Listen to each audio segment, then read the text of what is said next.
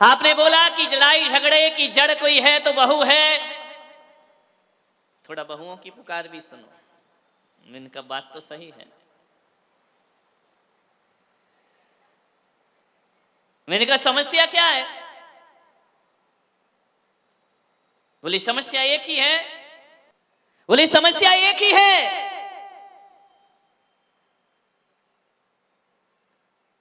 कि हमारी जो सासू है ना,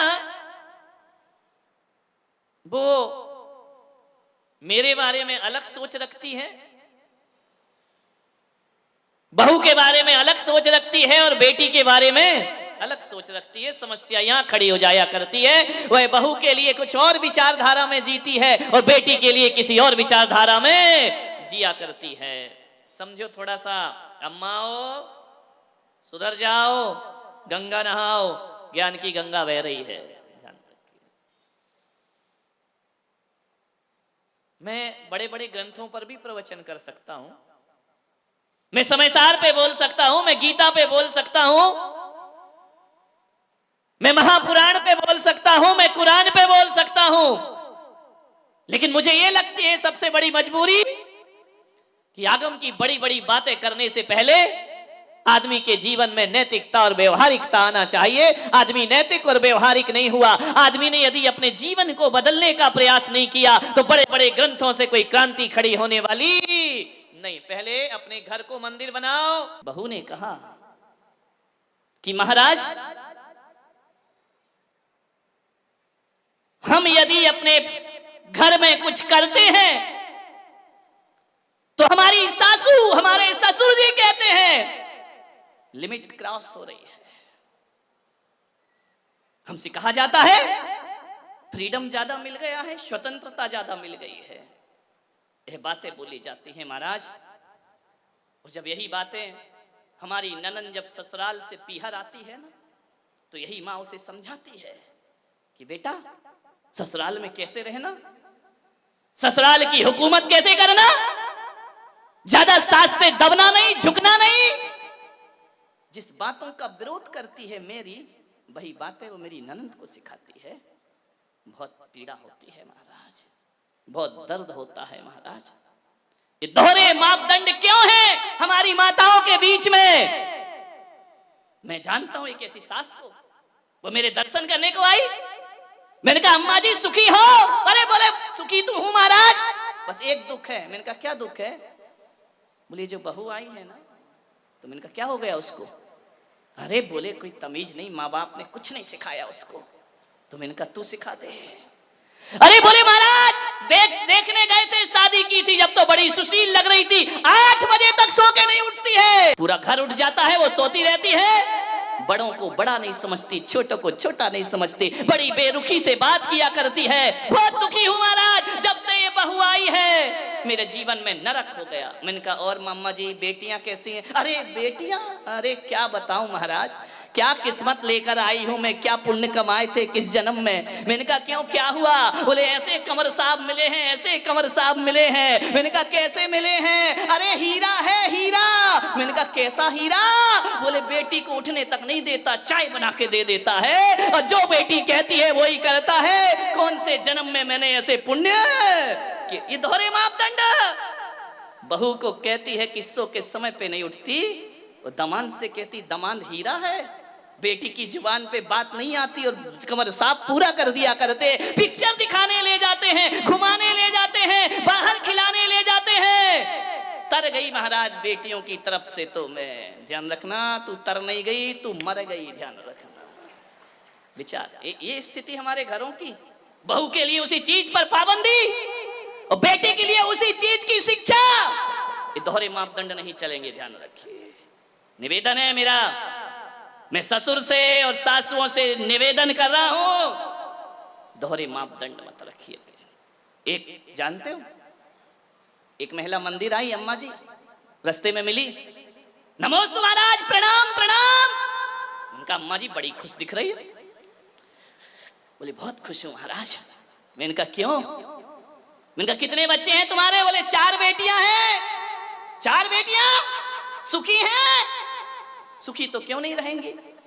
जब मैंने उनकी शादी की थी ना, तो महाराज क्या बताऊं तुम्हें, मेरा भी दिमाग ऐसा चला, मैंने कहा अपनी लड़कियों की शादी वहां करूंगी जिस घर में सास नहीं हो,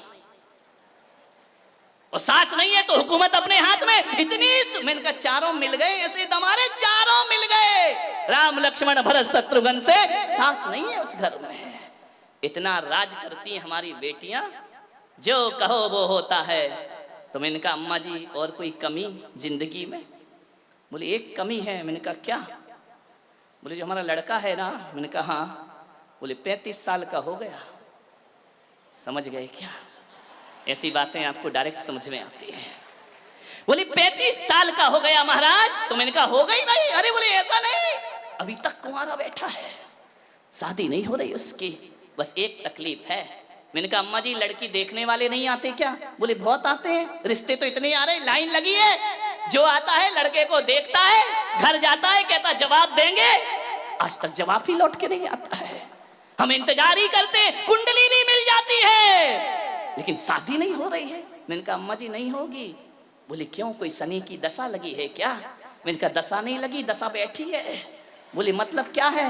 मैंने कहा तूने तीनों बेटियों के लिए संकल्प लिया था ना कि जिस घर में सास ना हो वहां दूंगी, तो और बेटी वाले भी तो हैं।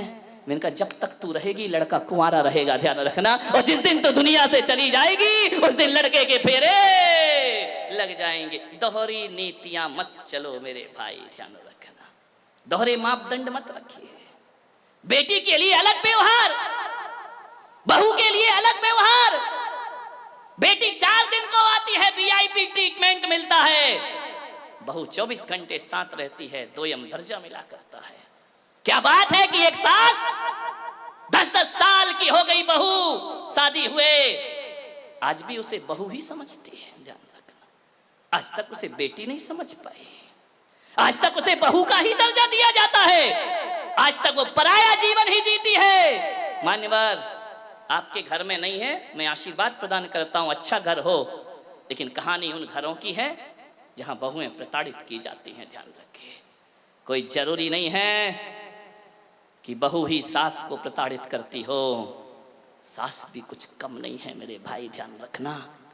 ये भी बहुओं को बहुत उलाहने दिया करती हैं।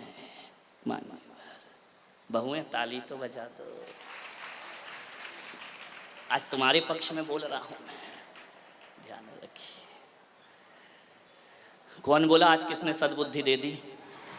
बहुत बढ़िया, जय हो पंचम काल की। विचार बहुत परेशान होती हैं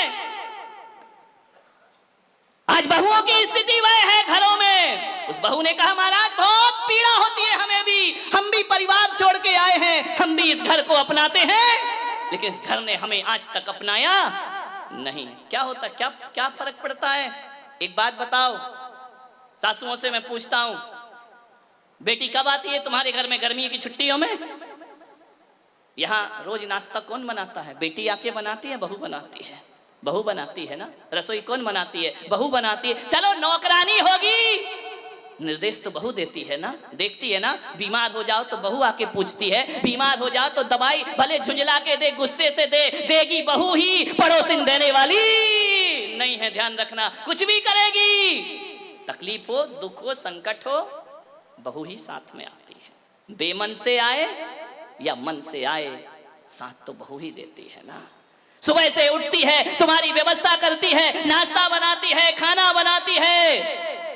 एक बात ध्यान रखो, आप ईमानदारी से बताना, एक संत की सभा में बैठे हैं, बहू ज्यादा काम करती है या बेटी ज्यादा काम करती है? ईमानदारी से बताना। बहू ज्यादा काम करती है ना, तो उसके बाद भी बेटी प्यारी क्यों लगती है, बहू प्यारी क्यों नहीं लगती है? वह उससे ज्यादा काम करती है, उससे ज्यादा ख्याल रखती है। बेटी तो 4 दिन को आती है, बहू जीवन भर साथ रहा करती है। एक बात याद रखना, भारतीय संस्कृति में किसी भी बेटी को लक्ष्मी नहीं कहा जाता है, बल्कि बहू को लक्ष्मी कह करके बुलाया जाता है, ध्यान रखना।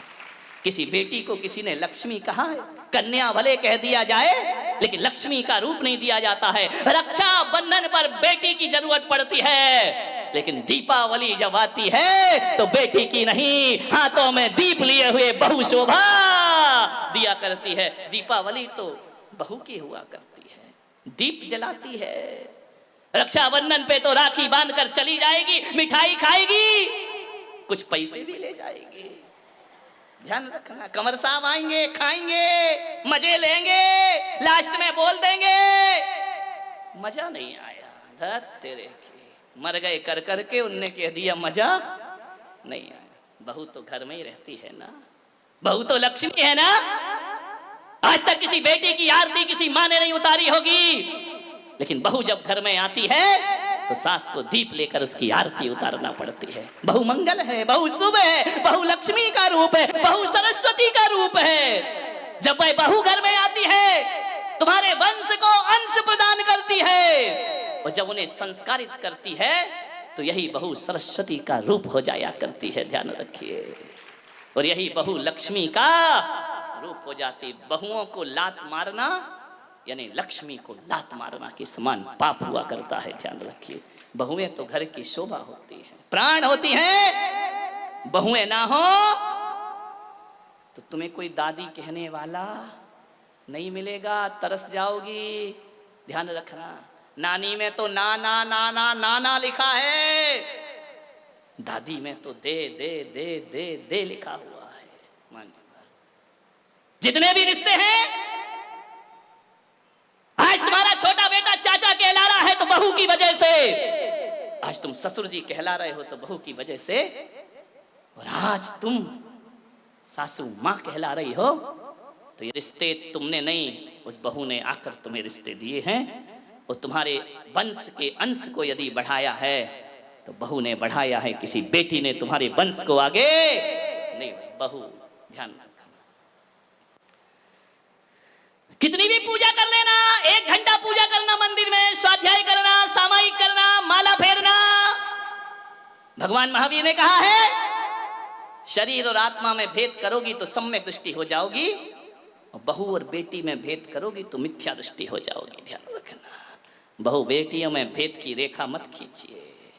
कितना भी प्रवचन सुन लो, कितनी भी समाज सेवा कर लो, कितना भी धर्म कर लो, यदि बहू से नफरत करती हो तो आपकी पूजा पाठ सब एक पाखंड है, एक ढोंग है, कुछ नहीं होने वाला, इससे कोई कायाकल्प होने वाला नहीं है। ये पूजाएं तुम्हें स्वर्ग नहीं भेज सकती हैं, ये पूजाएं तुम्हें मोक्ष नहीं ले जा सकती हैं। कितना भी कर लेना, समाज में बड़ी बड़ी माला पहनने से कोई महान नहीं हुआ करता है। हर एक बात याद रखना, ये समाज की मालाएं कोई हकीकत की नहीं हुआ करती हैं, 80% तो धोखेबाजी हुआ करती है। आपसे मैं निवेदन करना चाहता हूं, समाज के सम्मान में कोई व्यक्ति महान नहीं होता है, अपने घर में जो सम्मान पाता है वो दुनिया में महान हुआ करता है। अपनी बहू की नजरों में उठी हो क्या? अपने परिवार की नजरों में अच्छे बने हैं क्या? नहीं बनते हैं। दुनिया की नजरों में महान बन जाओ, कोई कीमत नहीं हुआ करती है।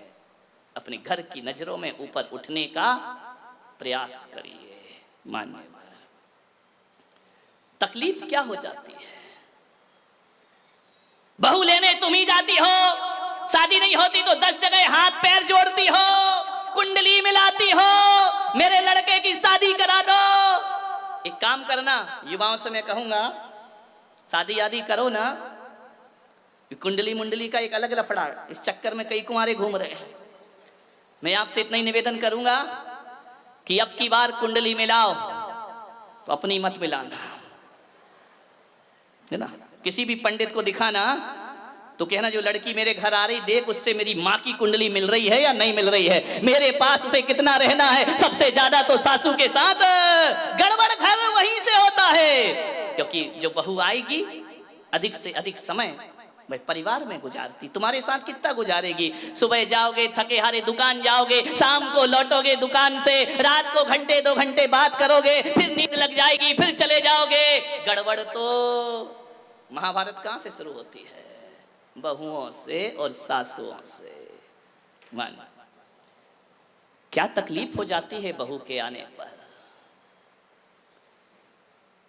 एक बात बताओ, तकलीफ केवल इतनी है कि एक मां अपने बच्चे को, अपने बेटे को अपने अनुसार पालती है, अपने अनुभव से पालती है, अपने जीवन की दिशा से, दृष्टिकोण से पाल के बड़ा करती है।